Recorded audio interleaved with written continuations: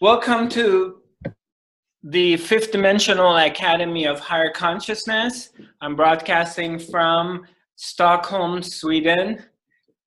We're going to start with a very simple third eye activation meditation.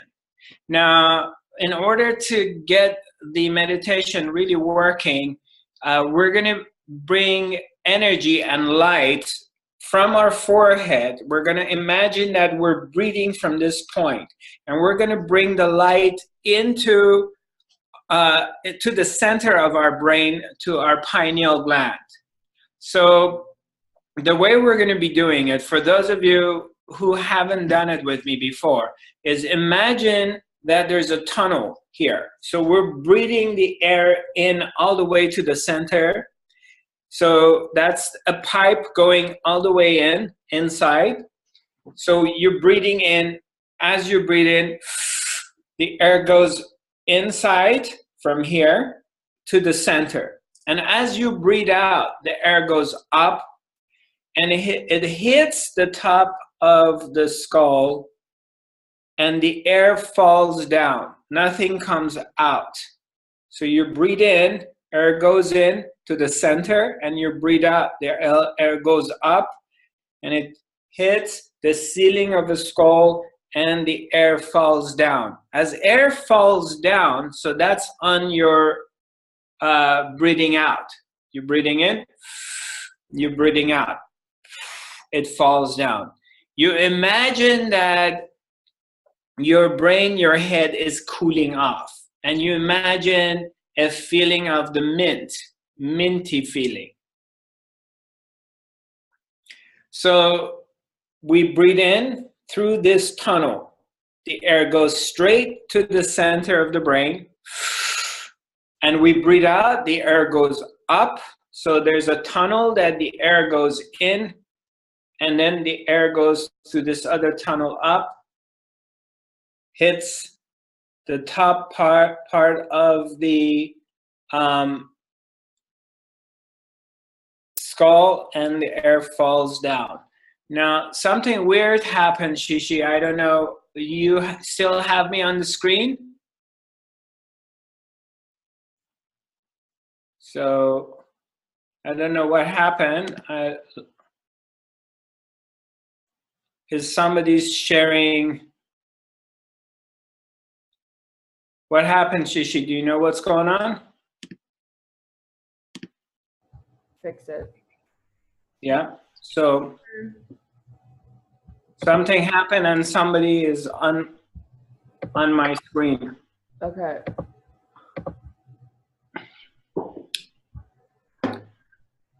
So bear with me, those of you on our Facebook. So we're also broadcasting through a system called Zoom.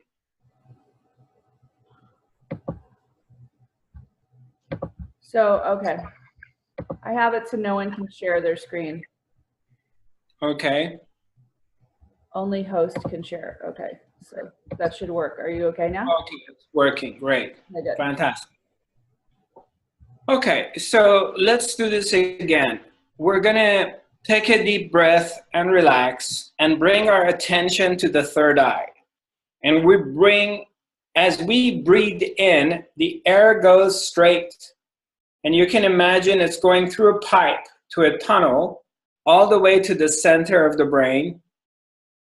And then as you breathe out, the air goes up.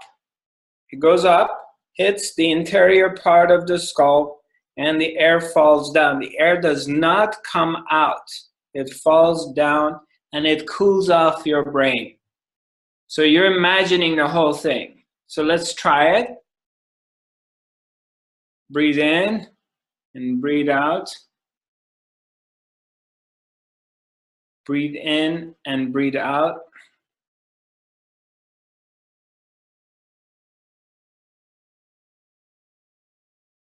Breathe in and breathe out. As you're breathing in and out, you're imagining the air is going through the tunnel from your third eye to the center of the brain with breathing in. And as you breathe out, the air goes upwards and it hits the interior part of the skull, and the air stays in the brain. It falls down and cools off your brain.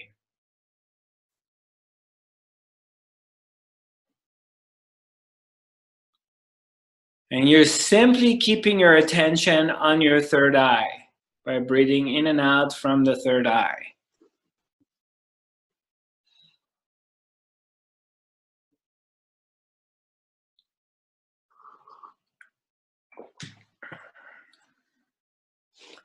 Breathe in and breathe out. Just be fluid about it. Don't try too hard. Just keep your attention on it. Don't try to think. Don't try not to think. Simply allow. Let the air through your breathing goes in and out.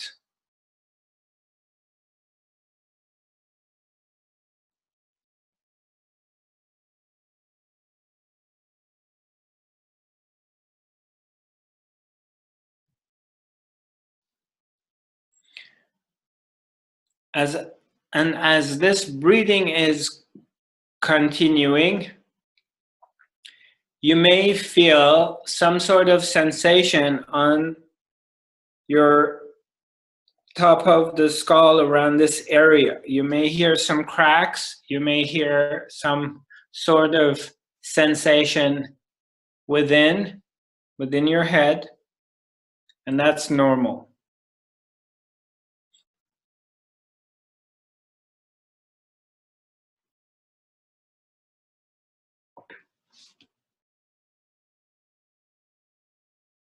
Breathe in and out.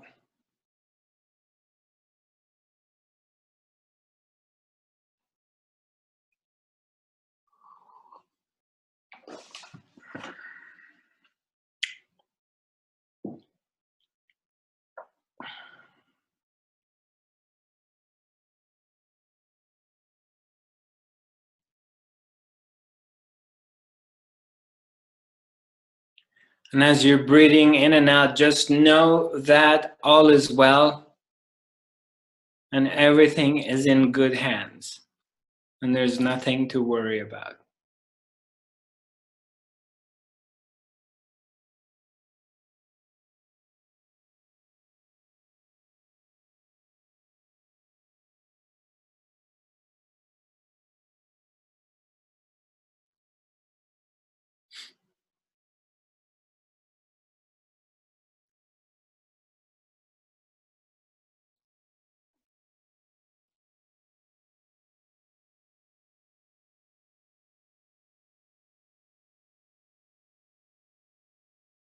Continue the breathing and just do it very easy. Be fluid. Just let the air come in and out without really trying hard. Simply allow that your breathing takes place. On ordinary basis, we don't pay attention to our breathing. But right now, you're just having your attention on your breathing from your third eye.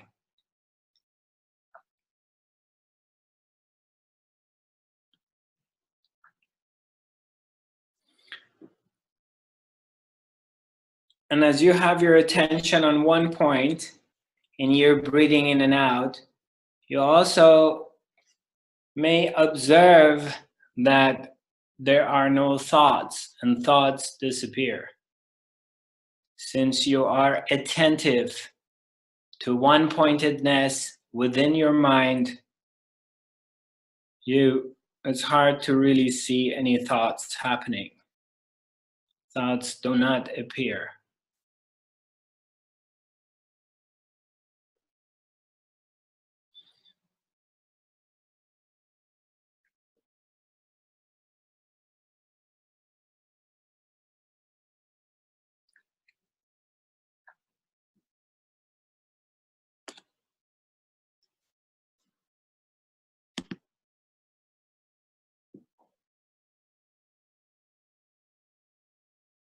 Breathe in and out.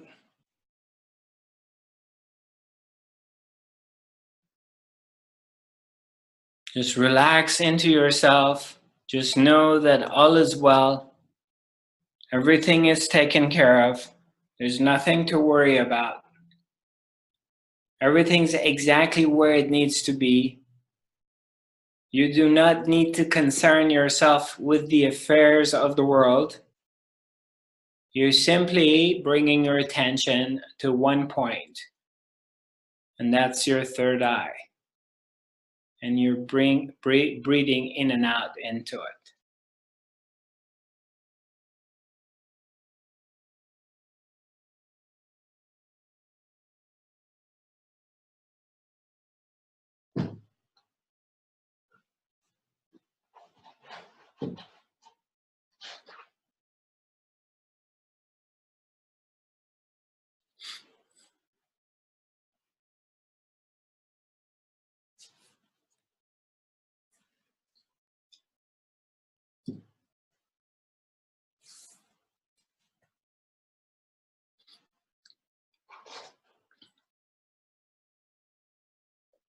Take another deep breath. Keep your attention on your third eye. Bring in the air from the third eye to the center of your brain. Breathe in and breathe out. Breathe out, and the air goes up, hits the top of the skull, and it falls down and it cools off your brain. And imagine that there's a minty feeling, mint, cooling effects of your breathing.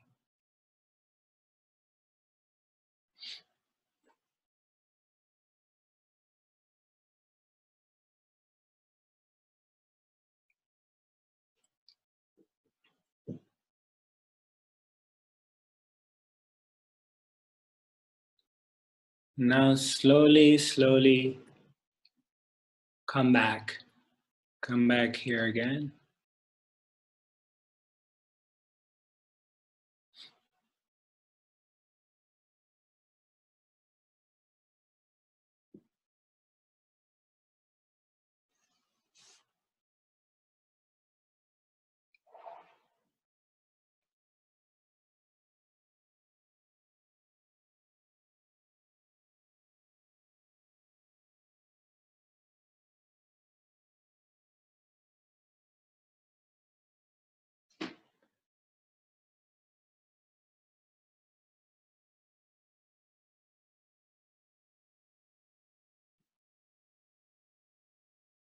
So as you're here now,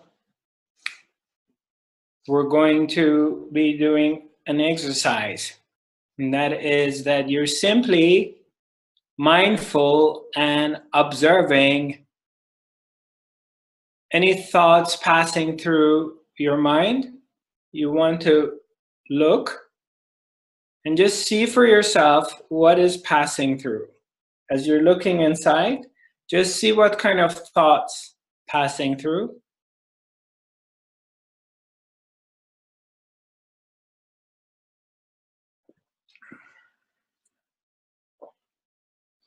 Several different thoughts or no thoughts. Is it quiet? Is it busy?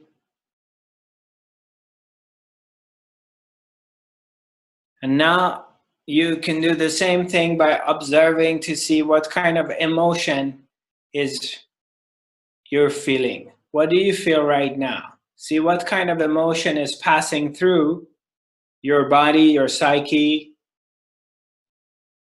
Are you tired? Are you bored? Are you anxious? Are you relaxed? Is there fear? There's silence. There's comfort. What is happening? What's going on? What is passing through you right now? Is there anything passing through?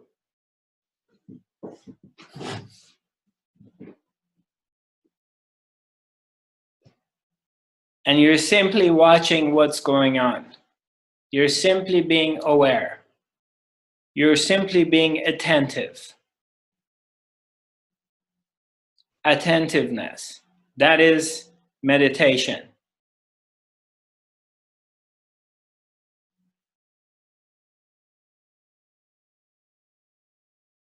Meditation doesn't have any forms.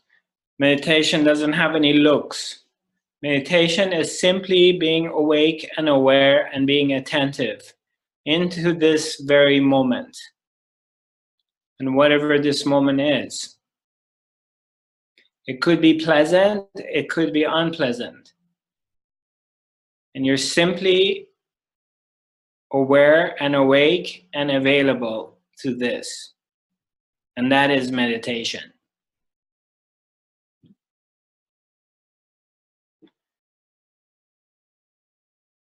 Now, as you have your attention on one point, I would like you to just observe what is happening in your body.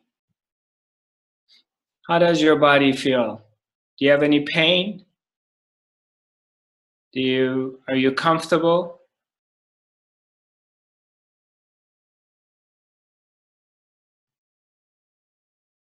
What is happening? Just do an examination of the body and see how the body feels.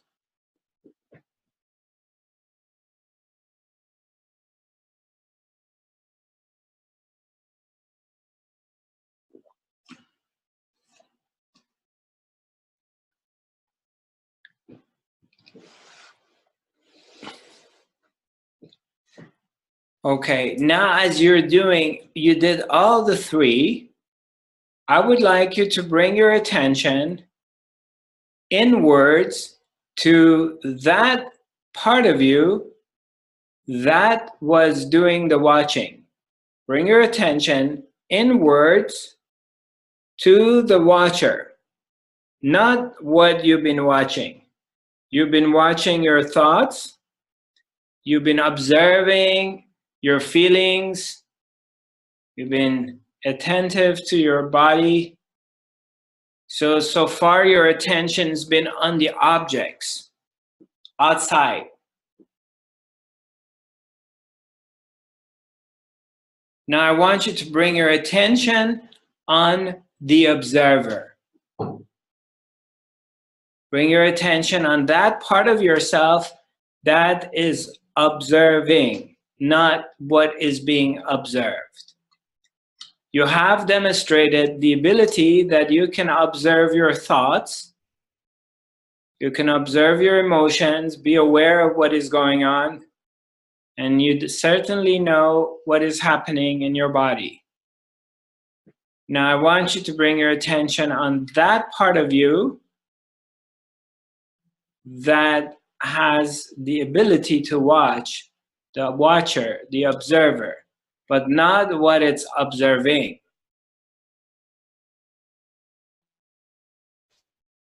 Bring your attention inwards to the one-pointedness within yourself.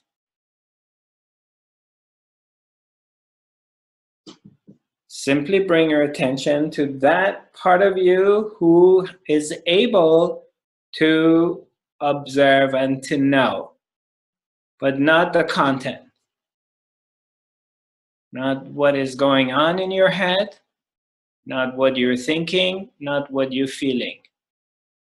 That part that can watch all the three. Bring your attention to that.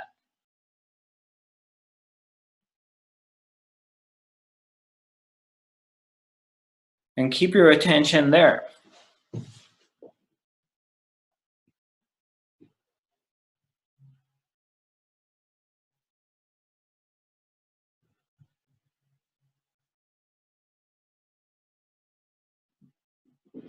Nice. Beautiful.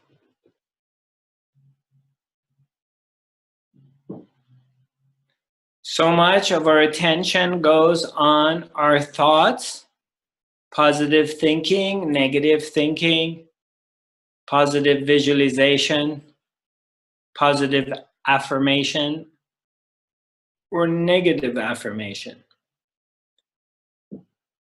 How we feel. I feel good, I feel bad, I feel up, down, I feel anxious, anxiety, I feel pain. Attention on those things. Now you want to bring your attention on the I, You, the one who is aware. The one who's aware of these things. Bring your attention to that part.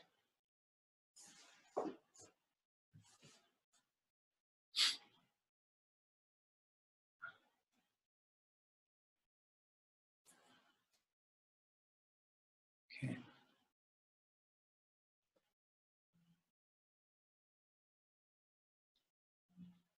Very good.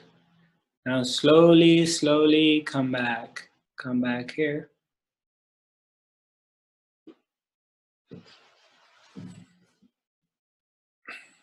Come back to the waking state.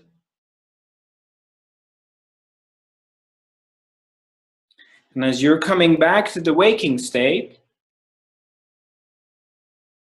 you still keep your attention on that part of yourself. You keep your attention on the watcher, on you. You, not what you think, what you feel, but simply you.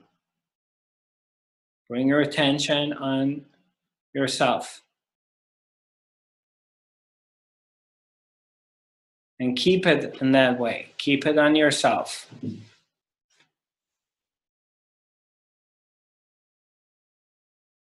And now you can see if anything is going on. Is there any stories? Is there any problems? Is there anything happening when you bring your attention to the one-pointedness, the all-seeing eye, the you who is simply watching? Not what you're watching, but the one who is watching. And see if it changes at all, if there's any changes in that part. Not your thoughts, they come and go. Not your emotions, they change. You got ups and downs. And not your body. The you who can observe these things. You bring your attention on that.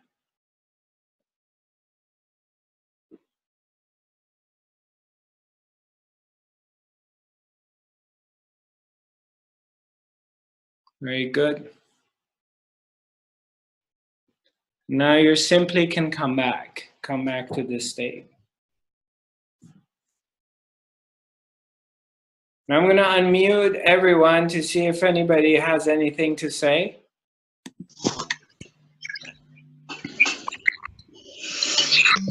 Devices don't make noise. Okay.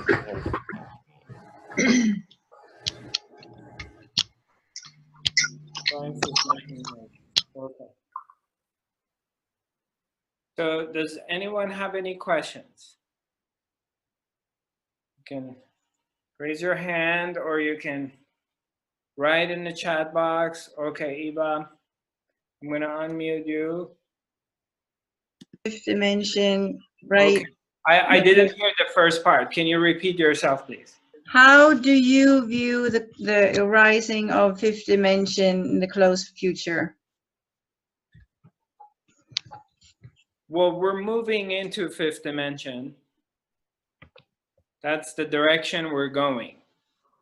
For those of us who are raising their vibrations to a higher frequency, those of us who are working on ourselves, those of us who are quieting our mind and starting to turn our attention inwards. Because the other world, when you bring your attention on the world outside, it's chaotic, it's crazy.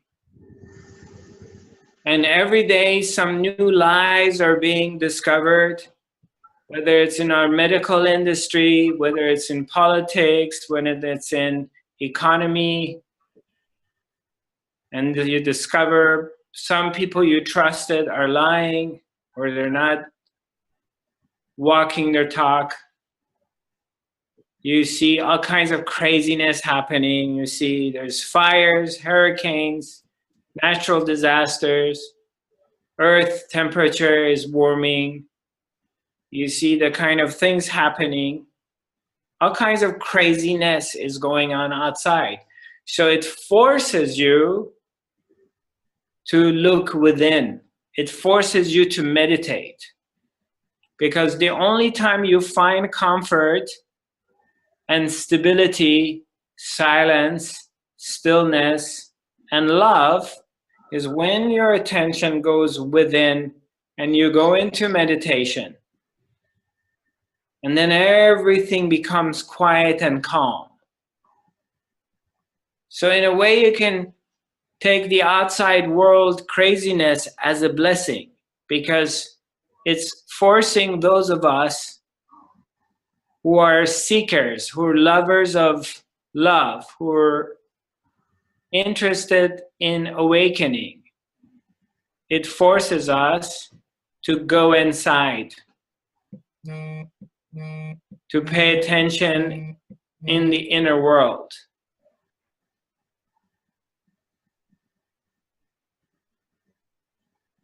So the more your attention goes to yourself inside, the more you become meditator, the more you become still and silent.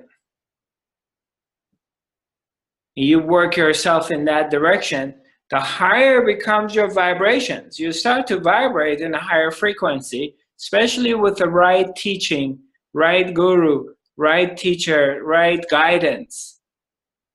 It's the journey within. And as you go more inward, you begin to discover different realms of yourself. You begin this journey of finding things, hidden stuff within yourself. Sometimes they're pleasant, sometimes they're unpleasant. And you have to kind of go through both of them and also deal with stuff that is hidden, your demons, your dark parts, your fears, your anxieties, your anger, your hate. You have to see those things and go through them. And which is okay, because that's a part of going in the journey within yourself. And you see your light, you see your love, you see your touch, your creativity. But you find things inside as you go within. And as you keep working your way through it, and you keep going deeper and deeper, and it's like peeling an onion, you know, you're peeling the first layer of the onion, then you're peeling the second layer, then the third layer, then the fourth layer. So you go deeper and deeper inside. And as that journey takes place, even though at times could be frightening, because you're going to encounter different things within yourself, as I said, you're going to encounter your demons.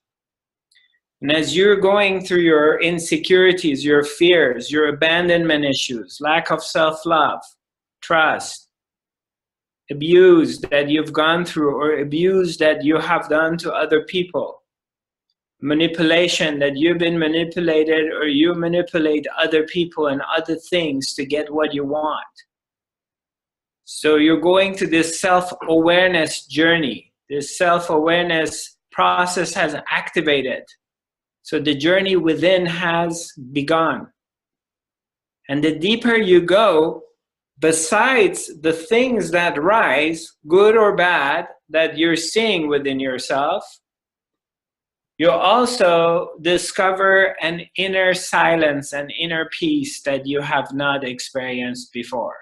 You begin to touch this part of yourself, this eternal, quiet master within yourself that exists, the Buddha. You start to get a glimpse of the Buddha within, that it's been there. It's always been there inside you. It's been waiting for you. Starting to discover your inner strength, your inner power. Starting to discover the love that is within. Starting to discover the sanctuary inside yourself, because you're kind of given up on the world outside. You're not finding it out there. Sorry, I'm kind of fixing my iPhone is kind of, right. So you kind of have to get to, in a way, in this spiritual way, you kind of are disgusted in a way with yourself, with the world outside. You're not trusting it anymore. All the things that you valued are broken. It has betrayed you, and you're finding no peace, security in the other world. The stuff that you were told from childhood, that you're going to find happiness in the world outside of yourself. You're going to find happiness in your marriage. You're going to find happiness in your career. You know, become successful, earn a lot of money, and you're going to be very happy. You're going to have a lot of sex. You're going to have a lot of money. You're going to look very young. You're going to be big and bad. You're going to be eternal. And things starts to break apart and betray you. So the more, and then you see in the world, you know, of what is happening with the terrorism, with insecurity, with the bombing, with all kinds of stuff going on in the world. So it's so crazy out there that it forces you, and you take it as a blessing, to go to take refuge, if you're lucky, if you come to right teaching that is sending you, pushing you to go inside. And that's a very good place to be. That's a very great part of your spiritual development, that you come to that point and you begin the journey within, and you start digging in.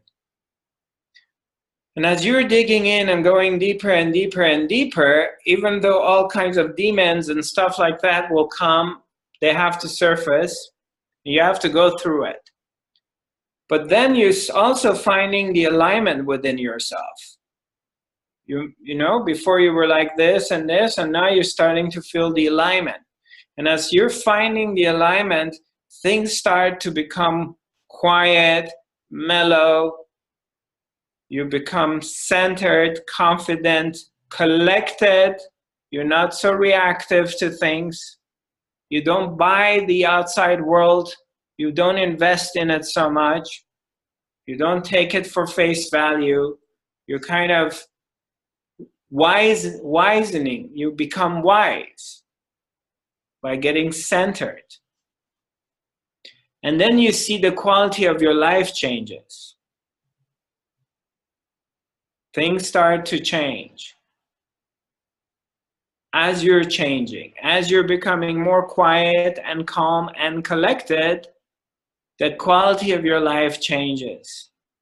Even though an other world is chaotic, but your world begins to flourish, and loving people begin to show up on your way. Harmony comes. Things synchronize and fall into places. Your health improves. Things change for better, regardless of what's going on the other world. And that's where we're raising our vibration as we're becoming more quiet, more centered, more the Buddha. our vibration starts to raise.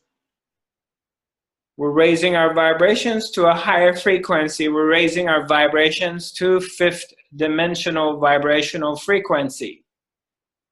And slowly, slowly raising our consciousness to that level to enter into the fifth dimensional consciousness. The fifth dimensional unified field. The unified field of love. The unified field of oneness. Entering your consciousness, entering to the one mind, connecting to the ocean of oneness.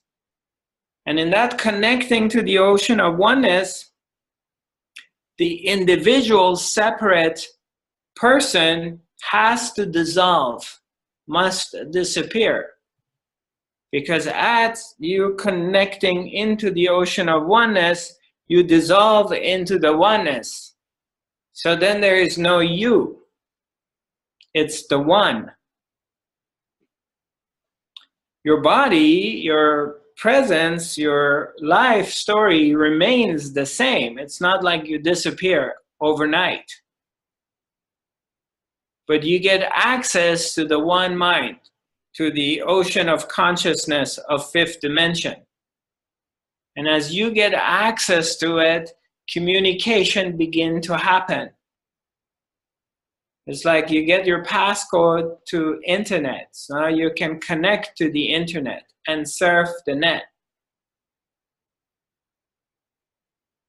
And as you arriving more to this dimension and connectedness happens, you feel connected. And as you feel connected, that anxiety and fear of separation, of being disconnected that you lived all of your life, being disconnected, feeling lonely, feeling left out, feeling that nobody knows what's going on inside you. You're the only person. Those feelings, a lot of us have gone through it, especially with our family and close friends that were the black sheep in the family. Those feelings begin to disappear because you're starting to connect. You're starting to become a channel.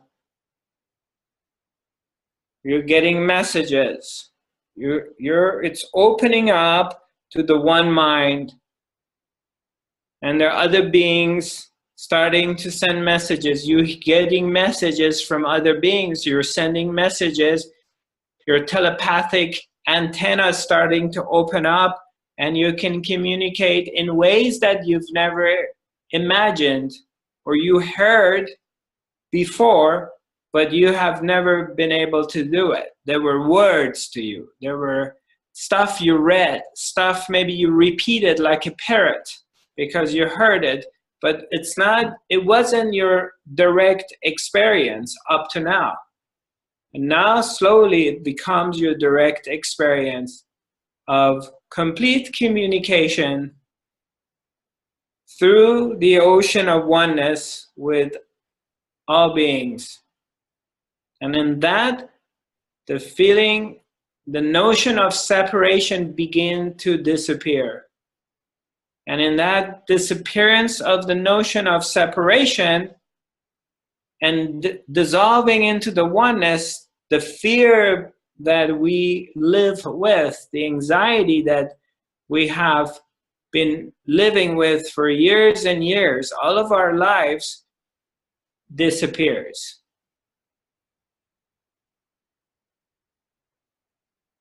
Because you're connected to the one. And you hear other minds, you hear other beings, you hear your mates, your soulmates, your brothers, sisters of light being communicating back and forth with you. And you know you're not alone. You know you have beings around you. Some call it angels, other beings. There's a lot of invisible beings at work right now around this planet. simultaneously as we're speaking. Those of you who do channeling or you do angelic work, you're very well aware. Those of you who are psychic or do any kind of meditation, same way as we're doing it together, self-work, you're very well aware of presence of other beings. Some like to imagine, you know, but the more you get connected, the more the presence becomes apparent. And then the illusion part of the mind, because the mind can create things and kind of the ego can come and make believe. And, you know, some people are ego tripping. Oh, wait a minute, I'm getting messages. You know, I've come across people who are ego tripping with this. I'm getting messages from here and there. I'm not talking about those people. Those people are in an early stage of their spirituality. They're learning ABCD. They're not there. And you normally can kind of see they're full of shit. You know that. You can tell that they're just, there's no authenticity in it. Oh, wait a minute, I'm channeling, information is coming to me. Wait a minute. No, I'm not talking about those kind of people.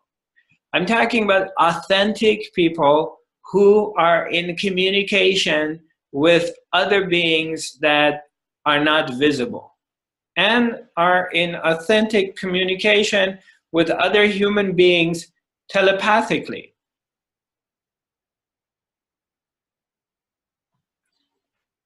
That, and you always know it yourself if it's true or not.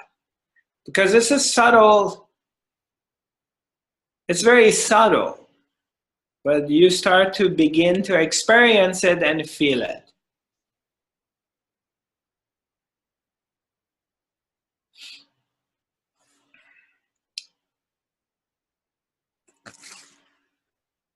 Eva, did I answer your question?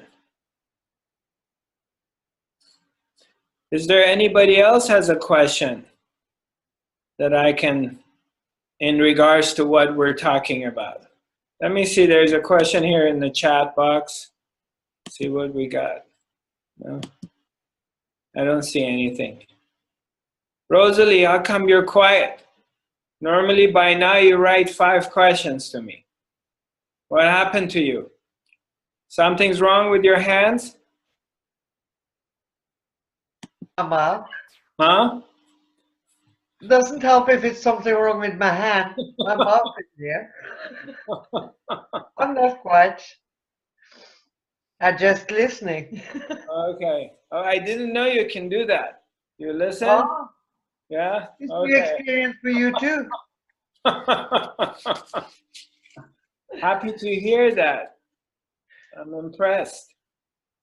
Yeah, it's a new experience for you too. You're doing a good job. Anybody else has a question?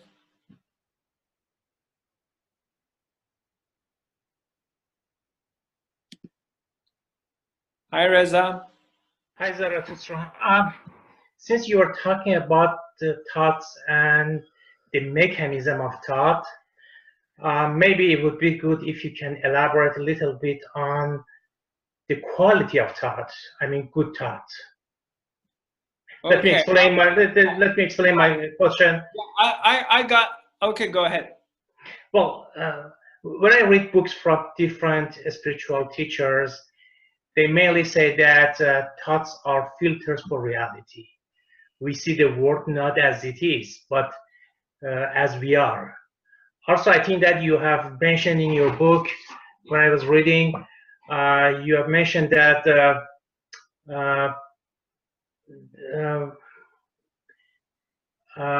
the outer world is the reflection of our inner world.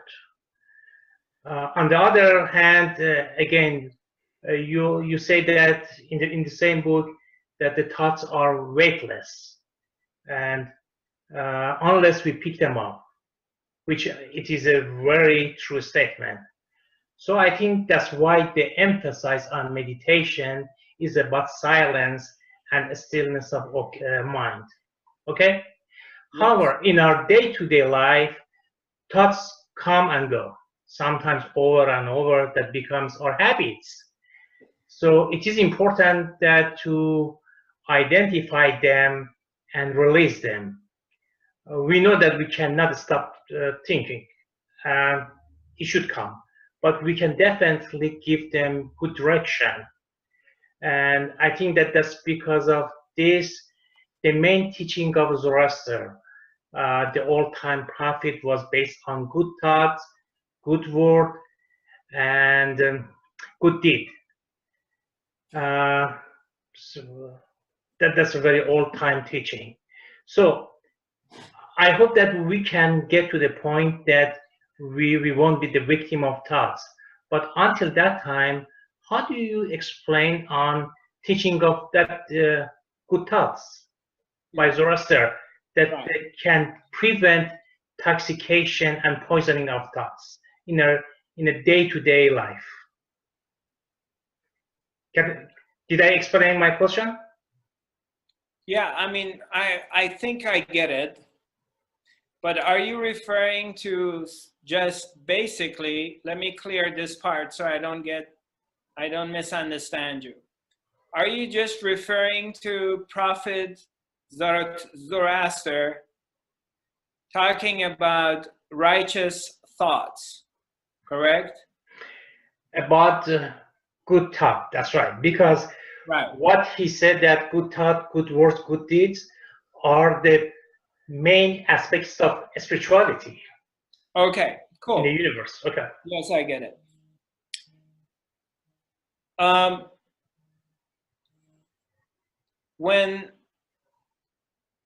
When they speak about righteous, the three main parts into the Zoroastrian teachings, as far as I know. Number one, I'm not a Zoroastrian scholar. So, and if anybody by any chance in the future is going to watch this video, I don't want to insult any of my listeners of the Zoroastrian tradition, because I'm not a scholar and I don't pretend to be one. I'm an Advaita Vedanta devotee and teacher. So from my understanding of the nature of the absolute, where Prophet Zarathustra talks about righteous thoughts, righteous action, and righteous speech, correct? The three. Right.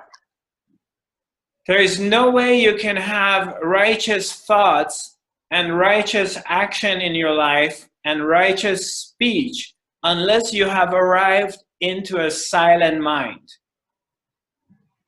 If you arrive into silence and you have discovered inner silence and inner stillness, so you have become the Buddha, then everything you say, everything you do, or everything you think, it's going to be righteous. But don't mistake, when they speak about righteousness, when the master, the prophet, speaks about righteousness, is very different than where the disciple thinks righteousness is. Right? When we're talking about righteousness, we're talking about what society will agree as what is right and what is wrong. So did the master specifically say righteous thoughts or righteous action? What are those actions? I don't think it specifically has stated what the action or speech or thoughts should be. The master is basically referring to once you're awakened, once you have reached silence, you have arrived at this place, that you're no longer acting out of the monkey mind. You're no longer operating from this chaotic, crazy mind and with this feeling of separation, that you're separated from the world, and from this egoic way that the Western society, or basically our society today, is just working for itself. And it's all me, and I don't give a shit about anybody else. And I want to become as rich and powerful as I can. And in order to become rich and powerful, I will destroy the land. I will destroy other families. I don't care about environment. I don't care about anyone else. I just want to be rich. And that's the theme in the world now. That ego, that thinking that only me and fuck everybody else. I don't give a shit about them.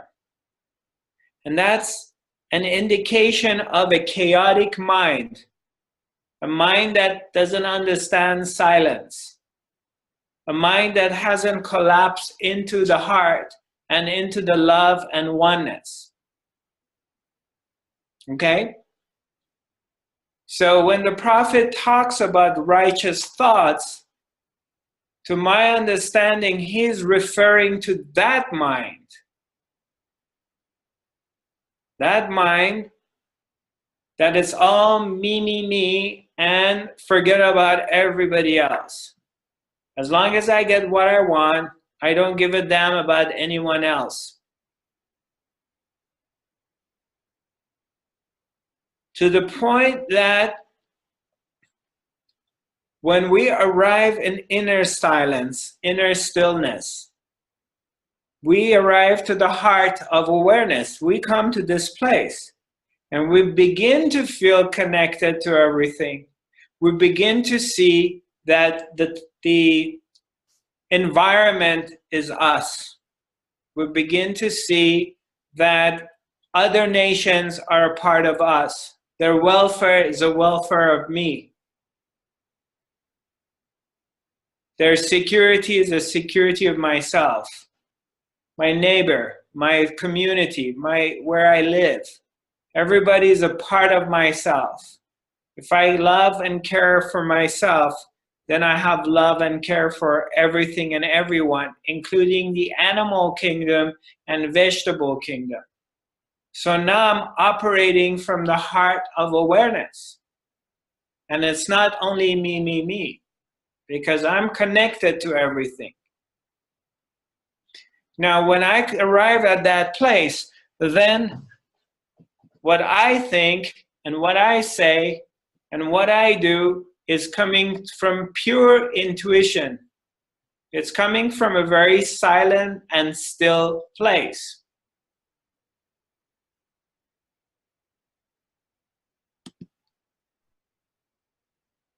But in the ordinary way, for the man who's in separation, the man who lives for only himself, the man who lives in anxiety, the man who experiences life in duality and doesn't know anything about the heart of awareness. Good thoughts, bad thoughts are the same crap. It's the same thing. Doesn't matter. They have good thoughts all day long or they have bad thoughts, because that person doesn't know silence and is in a trap of a busy mind who's thinking. And that person cannot hold good thoughts for too long. So it's better to go beyond good thoughts and bad thoughts. Forget about all of it and just go for no thoughts. Doesn't matter. You have, sorry, I got a little something in my eye. So it doesn't matter. Good thoughts, bad thoughts. It's the same shit. It's still thoughts. So while we go to fifth dimensional consciousness, no thoughts, simply silence. And to the person who is in this side of separation, it's difficult for him to imagine how can we operate in a world without thoughts. But I assure you that when you reach the no mind, Everything you do, it comes from pure intelligence within and surrounding you. There's an intelligence that takes over and takes care of things and expresses itself through you.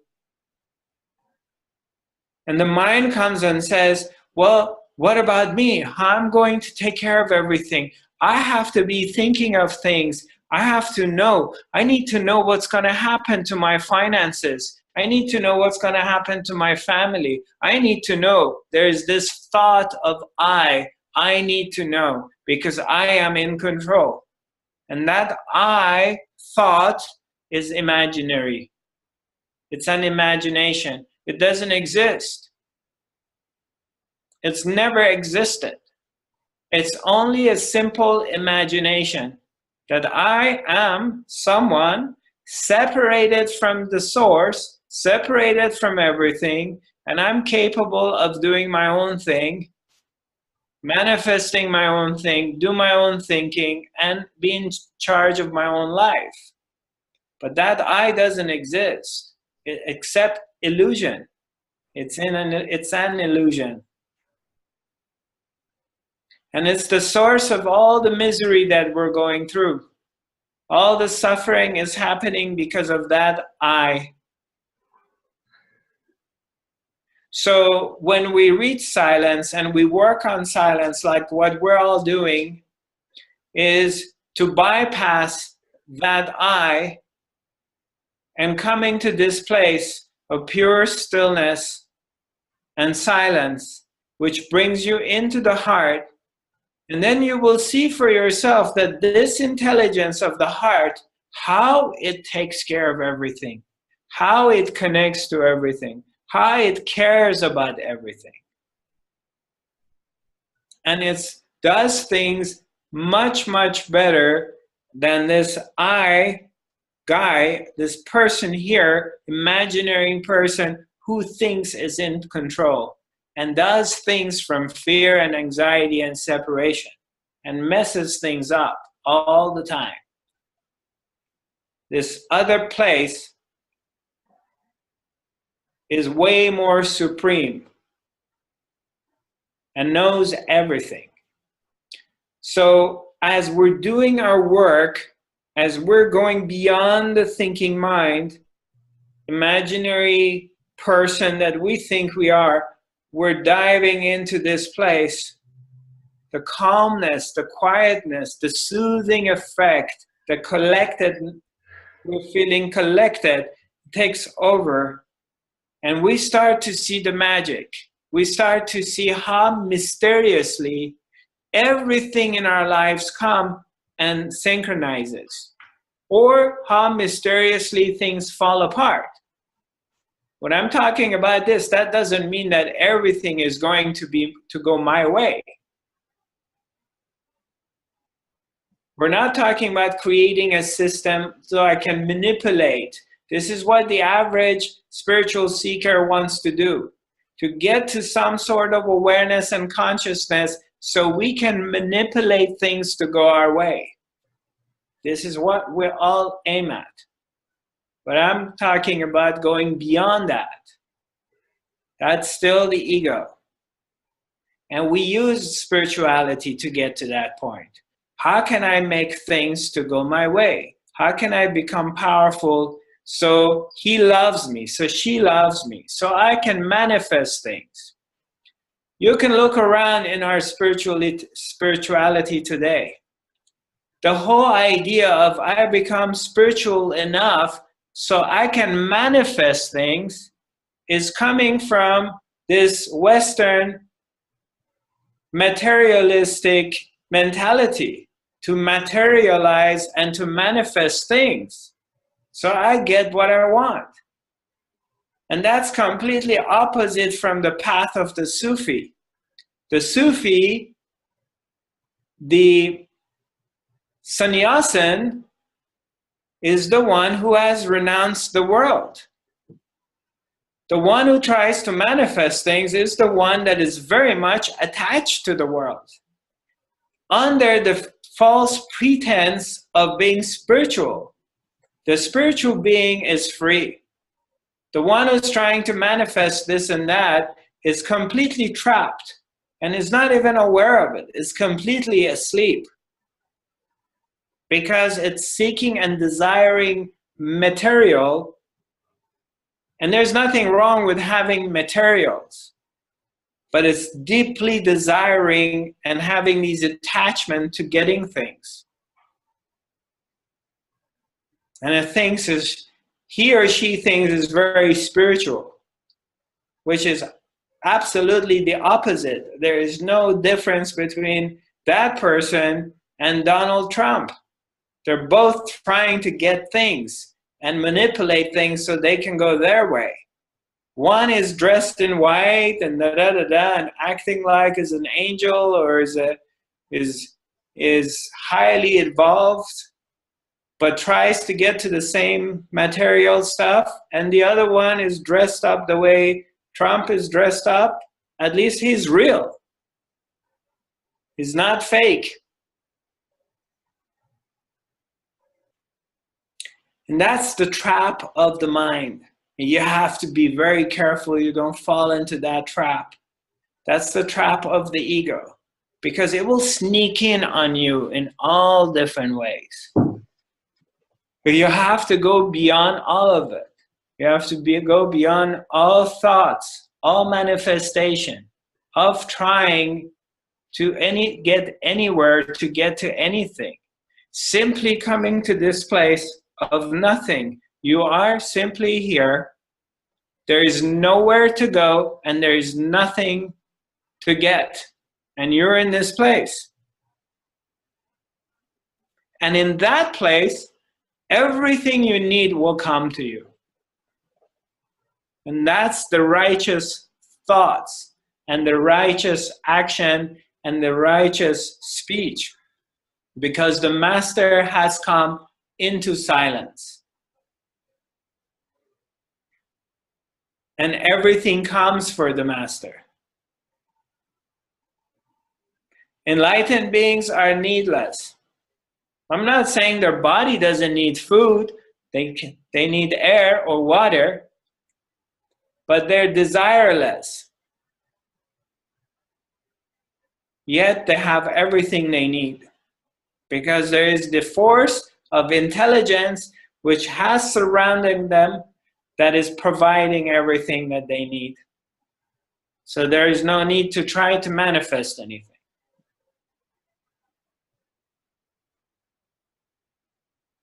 That was a great question, Reza, you came up with. Yeah, thank you. Actually, your words were well received. I didn't have any problem with those, and you're right. However, I think that in our day-to-day life, every day I'm not dealing with God-type people or people like archangels, people like Archangel Michael, Archangel Raphael, Archangel Gabriel, all these. I'm dealing with the normal people like myself. So I have to start working from where I am, not from where I'm supposed to be. And that's really the one that should everybody, or myself at least, I'm trying to be, because I cannot really think about just put myself in a place, that stillness and silence, where after this meditation I'm going out for do the things and I have to deal with that. Right. So universe or existence is not just my awakened bodies, awakened species. I'm also with the physical body. Okay, so hold on a second. Hold on a second. You know deep down that that's not true. You don't even believe in what you're saying, Reza. In what? Which one? Everything you said, deep down, you don't believe in it. I don't believe in deep down? No, everything you said, deep down in the core of your being, you don't believe in it. You don't really believe what you said right now. I heard what you said, but this was your mind speaking. Okay. You know deep down in your heart that the presence is around you.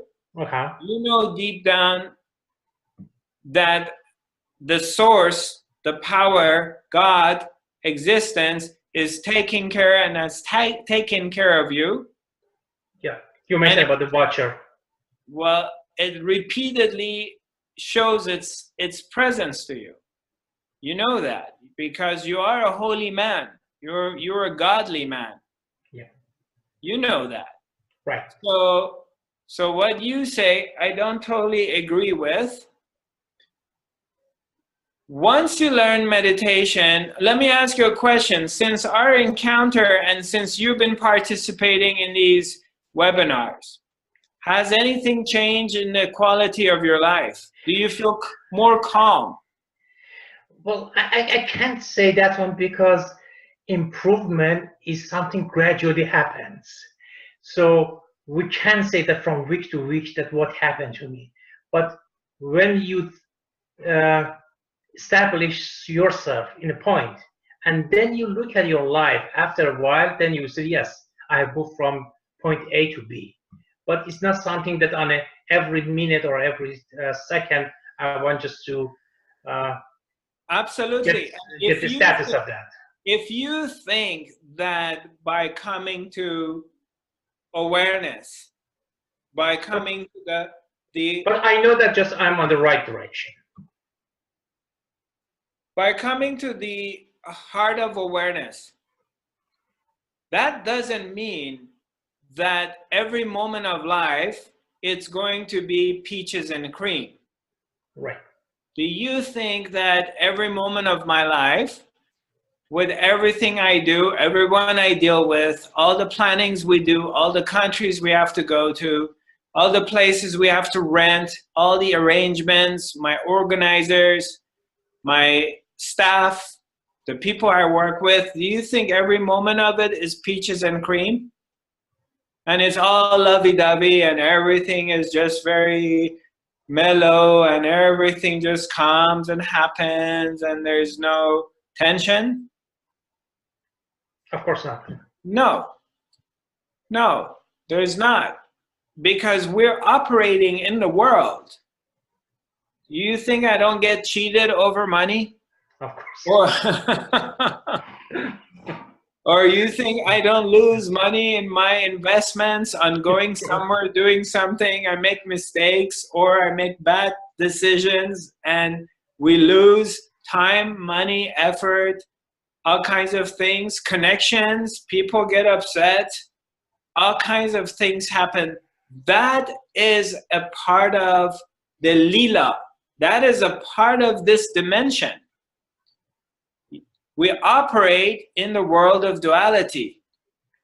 Yeah, right.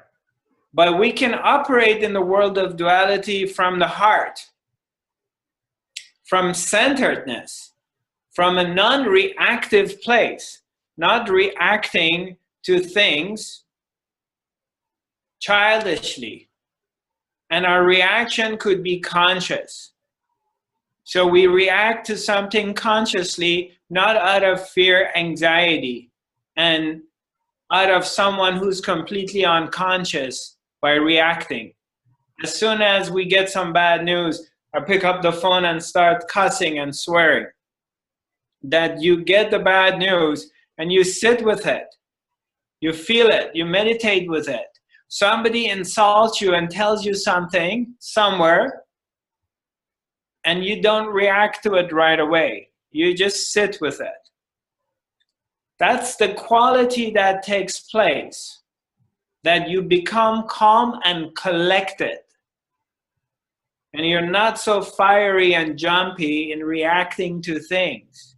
So you feel things, you assess it, you just examine it. And then you make an intellectual decision and you react based on your best intelligence that's available to you, and you move on. That's what I'm talking about. But things are going to be thrown at you all the time. Sometimes things are really fall together and they just fall into the places, and goes really well, and sometimes things fall apart and tension rises. There's miscommunication. You've said something and someone else has interpreted that differently, or vice versa, and then tension arises. This is all a part of this dimension. Enlightened or not enlightened, it doesn't matter. The human experience remains the human experience, and we have to deal with it. But we learn how to deal with things from a very calm, collected, and centered place versus a place which is in the mind. That's the difference.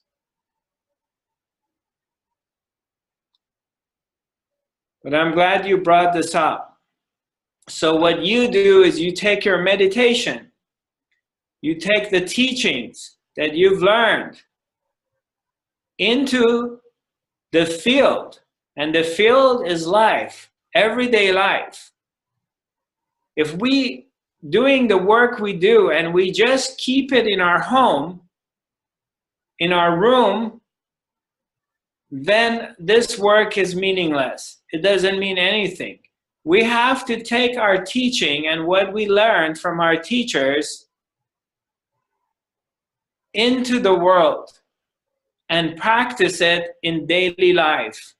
And we get challenged every day. So we get examined over and over and over, which is a blessing because existence will keep examining you and you get to practice with life. Right. And what we can do is we recognize that. And in that recognition, we turn the poison into medicine. Rather than some bad luck or why me and why this is always happening to me.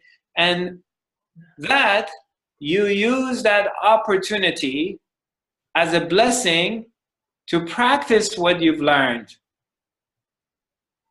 And you look at any negative situation to see where you find an angle in that negative situation to turn it into, to turn the poison into medicine. How can I turn this poison that has been thrown at me into medicine? And you master that. And life gives you another chance, another chance. Every day we get challenged with our family, with our parents, with our kids, with our siblings, with our wives, husbands, lovers, with our colleagues. We're always getting challenged. Always something comes up. With the law, with the health. You know, you park your car somewhere and you get towed. You get a big ticket. You're speeding, you get pulled over. Something happens, you go to jail because you drank. You had a glass of wine, and that was the first glass of wine you had in 10 years. And you drove that day, and you get pulled over and you go in. You're not a drinker, but you just did that. Whatever, all kinds of different things happen in life every day, all the time. And every time we get tested, that where is your meditation? And you bring your meditation in that point. Doesn't mean you don't get angry. It doesn't mean you get upset. It doesn't mean you don't feel things. You feel everything. But your reaction to it is different. You're moving and you're reacting to things from a collected, calm mastery. You still react, but it's coming from here and not from here. And that's the difference. Very true. Yeah. And furthermore, we're not speaking about that the working mind is a useful tool. We don't want to give up our working mind. So for example, I'm here in Stockholm and there is a washing machine and I can't read Swedish So I have to use, I'm trying to figure out how does this washing machine work? So I have to use my working mind, you know, and I take the names and I Google it and I find the translation in it, and I'm using my working mind, using my intelligence that, okay, I have a computer, I have Google, I can't read the language, but I can take the words and translate it and find out what it say. If not, I can go and Google the name of this washing machine and figure out information. So you know, okay, I want to go to Warsaw. I got a workshop there. I need to buy a ticket. So I go online, I'm using my working mind. I need to buy a ticket. What day am I gonna go? What are the hours? What time do I wanna wake up to go to the airport? I don't wanna buy a ticket my flight is at 6 o'clock in the morning because I don't wanna have to get up at 3 in the morning. So why don't I buy a ticket that the flight is at 11 so I can get up at 7 in the morning? You know, you're using your working mind. That part is fine. There's nothing wrong with that. It's the monkey mind that we're trying to bypass and get rid of it. The monkey mind that is never here. It's always in future or it's in the past and has created this mess. And it's the cause of our suffering. That's the one we're bypassing.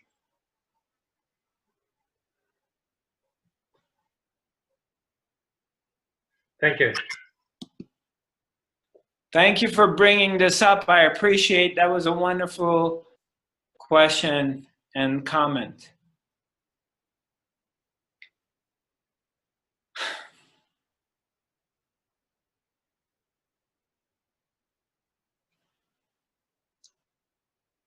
So we're coming to the end of our broadcast.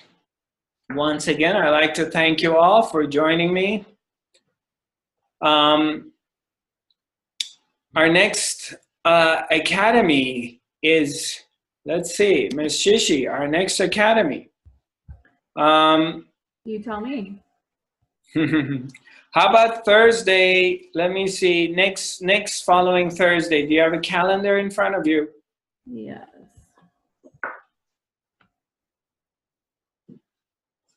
Because we're doing level 2 is going to be next Tuesday, ending in the evening, afternoon. Yeah, so the 16th. Okay, Thursday. How about Thursday, November 16th? Okay. Yeah, it's going to be at 18? 6 p.m. 18 o'clock Scandinavian time, which is going to be 9 o'clock in California. Is that right? Yeah. Yeah, 9-hour difference, because right now both time zones, they're back to 9-hour difference.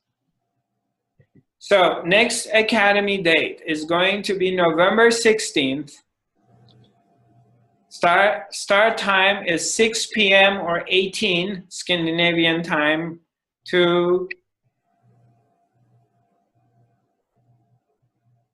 1930.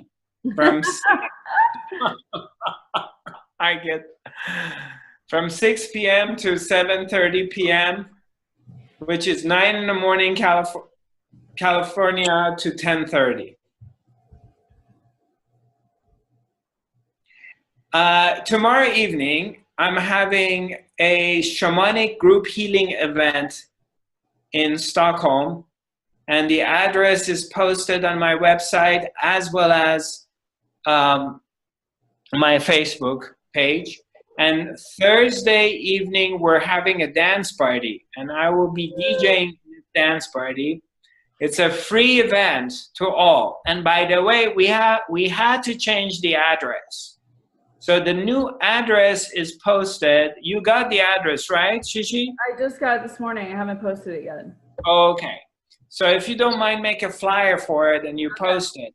Yeah. So we have So once again, we have changed the location of the dance party. And the dance party begins at 8 p.m. in the evening, and we go till 1 o'clock in the morning. So feel free to join us. It's open to all. And if you want to bring any friends, you're welcome to. Yes. And on Friday, November 10th, in the afternoon, we begin the Fifth Dimensional Quantum Healing and Awareness training program begins. Level 1 is going to be Friday afternoon, Saturday, and Sunday. And level 2 is going to be on Monday and Tuesday. So if anybody's interested to join us at any of the 2 levels, we still have some seats available. So I look forward to seeing you, all my beautiful friends, brothers and sisters. Looking forward to our next session. And God bless you. Stay in your heart. And much love and light to you all. Namaste.